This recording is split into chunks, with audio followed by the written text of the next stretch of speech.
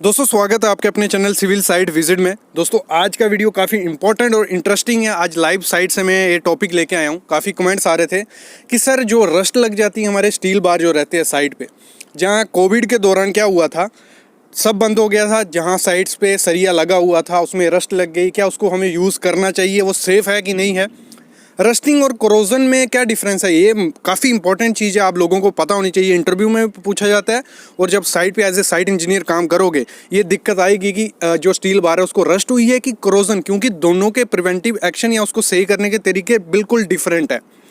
तो इस वीडियो में आपको कंप्लीट नॉलेज मिलेगा। ये वीडियो काफ़ी ज़्यादा इंपॉर्टेंट है, मैं खुद बोलूँगा एज ए साइट इंजीनियर ये चीज़ें आपको पता होनी चाहिए। आज मैं बताऊंगा कि रस्ट लगती कैसे है, उसको सही कैसे करते हैं, उसको वो एक्सेप्टेबल है कि नहीं, और अगर रस्ट वाला सरिया अगर आप कंक्रीट स्ट्रक्चर में यूज़ करते हो तो उसमें क्या चीज़ें हो सकती है, बाद में फ्यूचर में आपके स्ट्रक्चर को क्या नुकसान हो जाता है। तो ये एज ए साइट इंजीनियर काफ़ी इंपॉर्टेंट वीडियो है, तो कंप्लीट वीडियो देखना। उससे पहले चैनल को सब्सक्राइब कर लो, बेल आइकन दबा लो, क्योंकि प्रैक्टिकल नॉलेज इसी चैनल पे आपको मिलेगा। और वो भी प्रैक्टिकल नॉलेज कौन सा, जो आपको नीड पड़ेगी एग्जीक्यूशन स्किल में। ऐसे नहीं कि कुछ भी वीडियो डाल दें हम लोग, अच्छी अच्छी वीडियो आपको इसी चैनल पर मिलेंगी। उसके लिए चैनल को सब्सक्राइब कर लो। देखो होता क्या है, अभी कोविड के दौरान क्या हुआ था, वीडियो थोड़ी लंबी होगी लेकिन कंटिन्यू सुनते रहो, काफ़ी अच्छी चीज़ है। कोविड के दौरान क्या हुआ था, साइट बंद हो गई थी और सरिया वैसे ही पड़ा रहा और उसमें रस्टिंग हो गई।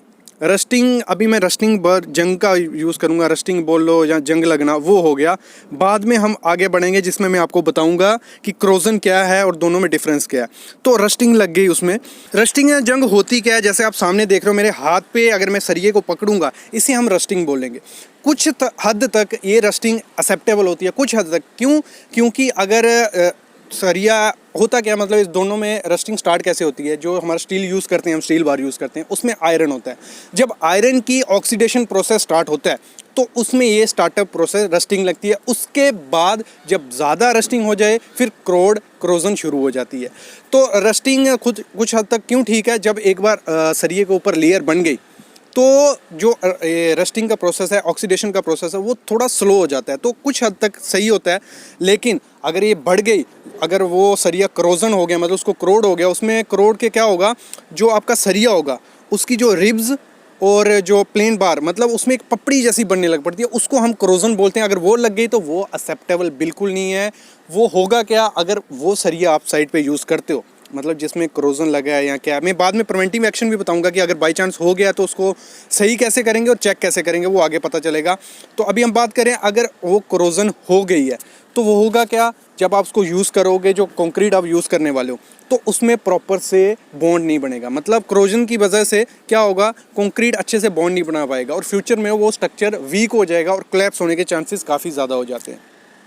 तो इसीलिए कभी भी आपको मतलब जो क्रोडिड सरिया होता है वो यूज़ नहीं करना है। अगर थोड़ी बहुत रस्ट रहती है तो उसको आप यूज़ कर सकते हो। IS कोड भी यही बोलता है कि अगर थोड़ी बहुत उसमें रस्ट लगी है तो उसको आप यूज़ कर सकते हो, नो इशू। लेकिन अगर वो क्रोजन हो गई है, मतलब उसकी पपड़ी बन के निकलने लग पड़ी है, तो वो यूज़ करके आप अपने स्ट्रक्चर को तकलीफ पहुंचा रहे हो ऐसे। क्योंकि देखो क्या होता है, जब रस्टिंग हुई तो कोई दिक्कत नहीं है, थोड़ी बहुत रस्ट रहेगी। जब क्रोजन हो गई तो पपड़ी बनती है, तो उसमें जो रिब्स और जो सरिया होता है, जैसे रिब्स आप सामने देख रहे हो, जो मतलब ऐसे ऐसे बनी हुई है सरिये पे, जैसे यहाँ पे सामने दिखा देता हूँ, इन्हें हम रिब्स बोलते हैं, हॉरिजॉन्टल रिब्स और वर्टिकल रिब्स। अगर ये ख़त्म होने लगेंगे अब तो प्लेन बार हो जाएगा। मतलब जब आप कंक्रीट में उसे जो यूज़ करोगे तो रिब्स का काम होता है बॉन्ड बनाना, मतलब एक अच्छे से कंक्रीट के साथ बॉन्ड बनाना। लेकिन अगर वो क्रोजन हो गई या पपड़ी बन के निकल गया, एक तो उसका डाया भी कम हो चुका होगा स्टील बार का। अगर हम 25 का डाया यूज़ करें, अगर बड़े टाइम तक वो पड़ा रहा तो डाया भी उसका कम हो सकता है और उसका स्टील बार का वेट भी कम हो सकता है। तो ऐसे ही हम चेक कैसे करेंगे कि ये सरिया एक्सेप्टेबल है कि नहीं है, तो काफ़ी टेस्ट भी होते हैं इस चीज़ के। तो आप एक कौन कौन सा टेस्ट करवा सकते हो सरिया यूज़ करवाने से पहले, एक रस्ट टेस्ट होता है जिसमें रस्ट चेक की जाती है कि रस्ट है कि क्रोजन है, वो टेस्ट किया जाता है।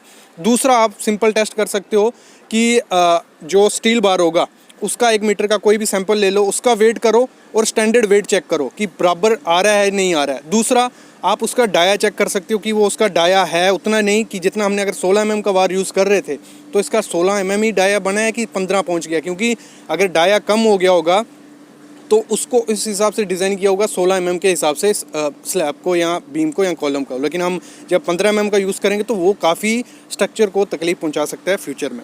ये हो गया कि कैसे हम चेक कर सकते हैं। देखो अभी कोविड के टाइम जो सब हो गया था, कईयों ने तो वैसे ही यूज़ कर लिया, लेकिन उसके प्रिवेंटिंग एक्शन ज़रूर लेने चाहिए थे। तो प्रिवेंटिंग एक्शन क्या बोल सकते हैं हम, उसको सही करने का तरीका क्या बोल सकते हैं। देखो पहले अगर जो क्रोजन लग चुकी है तो उसमें आपको स्टील ब्रश से उसको अच्छे से साफ़ कर लो, फिर उसको आप हैमर से मार के साफ़ कर सकते हो। बाकी रस्टी साइड्स केमिकल्स आते हैं, उनके क्या होता है, जैसे आप उस पर मारोगे तो वो जो रस्ट होगी, क्रोजन होगी, वो निकल जाएगी और साफ़ बिल्कुल एकदम साफ़ सरिया हो जाएगा। ये होता है। तो और भी काफ़ी चीज़ें हैं, एपॉक्सी मारी जाती है, एपॉक्सी पेंट मारा जाता है, मतलब एपॉक्सी का स्टील ही आता है, लेकिन तो वो थोड़ा कॉस्टली होता है, इसलिए हम वो यूज़ नहीं करते साइड पे कि एपॉक्सी का पेंट हुआ स्टील आता है। लेकिन उसमें एक दिक्कत ये रहती है कि जब हमें इसे यूज़ करना होता है तो काफ़ी प्रिवेंटिव एक्शन लेने पड़ते हैं। अगर वो यहाँ वहाँ टच हुआ तो वो भी थोड़ा बहुत उसका पेंट उतर जाएगा, तो वहाँ करोजन लगने के चांसेस काफ़ी ज़्यादा होते हैं।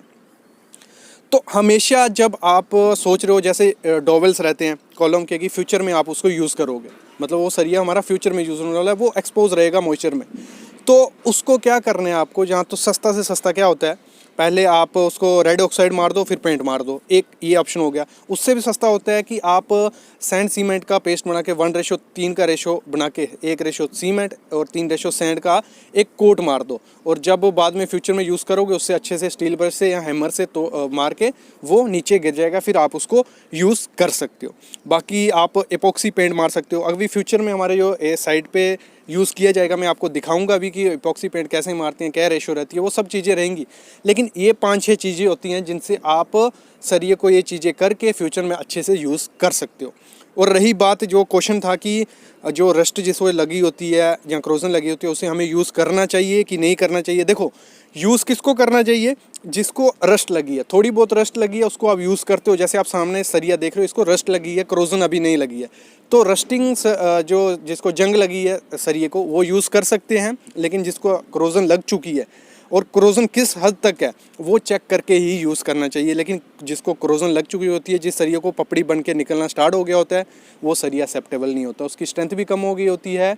और भी जो रिब्स होती हैं, मेन जो सरिये में रिब्स हैं, नहीं तो हम प्लेन बार भी यूज़ कर सकते थे, लेकिन रिब्स इसलिए बनाई जाती हैं कि कंक्रीट में अच्छे से बॉन्ड बन जाए। अगर वो नहीं हो रहा है तो वो आपको यूज़ नहीं करना चाहिए, एक्सेप्टेबल वो नहीं है।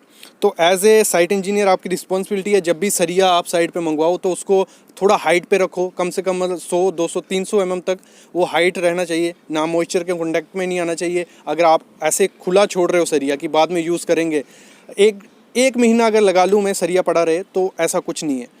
अगर 1 महीने से ज़्यादा वो पड़ा रहेगा तो उसमें रस्टिंग फिर क्रोजन वगैरह लगना स्टार्ट हो जाएगी। तो प्रिवेंटिव एक्शन जो मैंने आपको बताए, आप रेड ऑक्साइड यूज़ कर सकते हो, एपॉक्सी यूज़ कर सकते हो, इसकी सैंड सीमेंट की पेस्ट यूज़ कर सकते हो, तो इससे भी आप उसको बचा सकते हो। तो ये आपको preventive action as a site engineer आपको लेने हैं, किसी और को नहीं। तो ये था आज का हमारा वीडियो, और आपको आइडिया लग गया होगा रस्टिंग और क्रोजन में क्या डिफरेंस है, कौन सा यूज़ करना चाहिए, हम इसको बचा कैसे सकते हैं, अगर हो गया तो उसको सही कैसे कर सकते हैं।